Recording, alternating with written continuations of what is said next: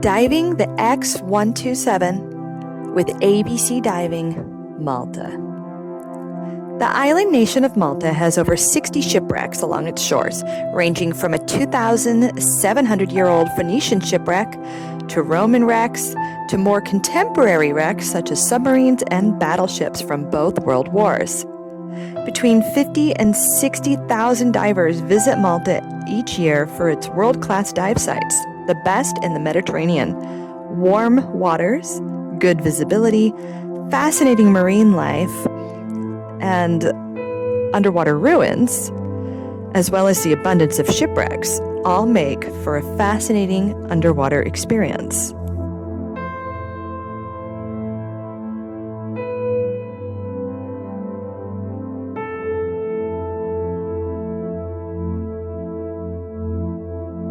In February 1915, the DNC received instructions to design a larger type of lighter or barge that was self-propelled. Such a barge was needed to transport troops, field guns, horses, and other equipment for beach landings. It was an urgent request, and the designs were completed within 4 days of that request. Tapered at both ends to accommodate the beach landings and to operate in shallow waters, the hull was constructed of mild steel. The series of this design were numbered X1 to X200.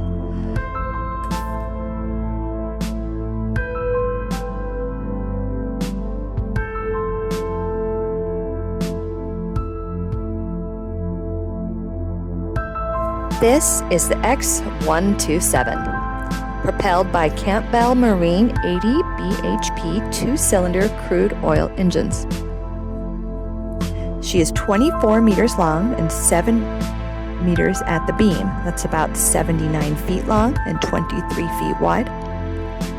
The wreck rests on a slope at a depth of 8 meters to 25 meters, so that's 26 feet at the bow and resting up to 82 feet at the stern.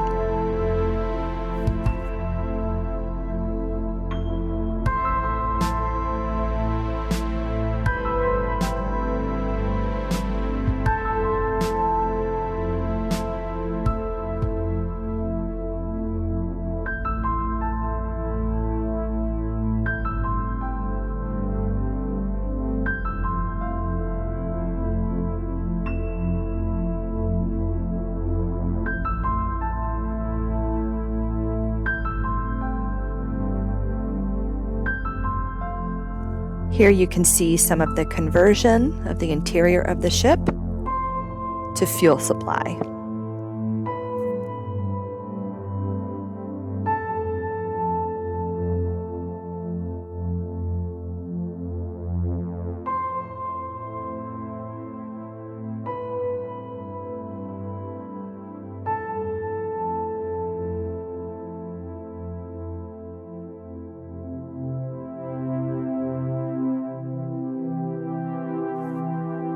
Here you can see the torpedo damage to the hull of the ship.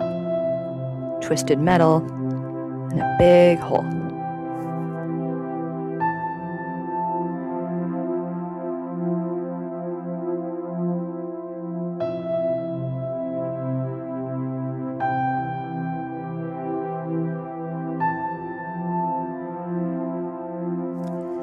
The X127 was sent to Malta after World War I and converted to work as a water supply vessel. For World War II, it was again converted to be a submarine fuel supplier.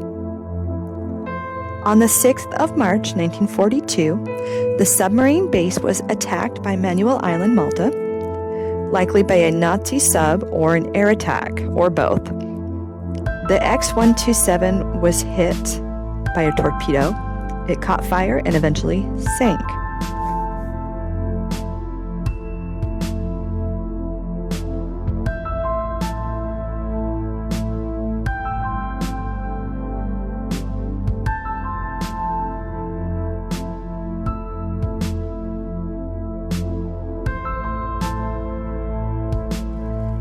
There is some confusion as to the official details of the sinking, as the wreck was originally identified in 2003 as the X131, which actually sank April 21st, 1942. And it wasn't until years later an archaeological diver named Mr. Mallard carried out an underwater survey and showed that this was actually the X127.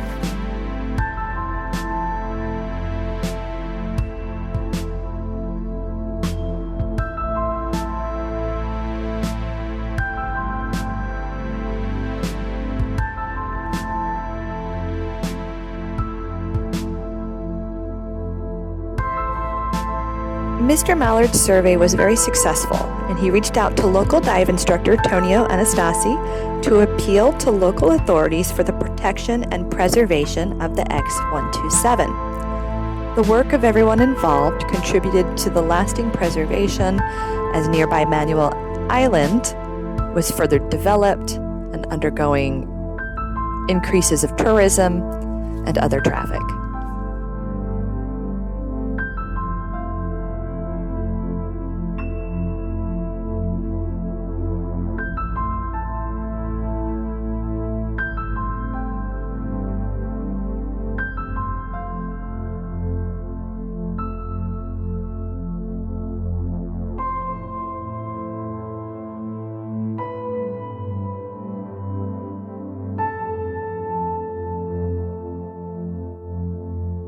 The work of this team ensured that other divers will have access to this amazing underwater history for generations to come.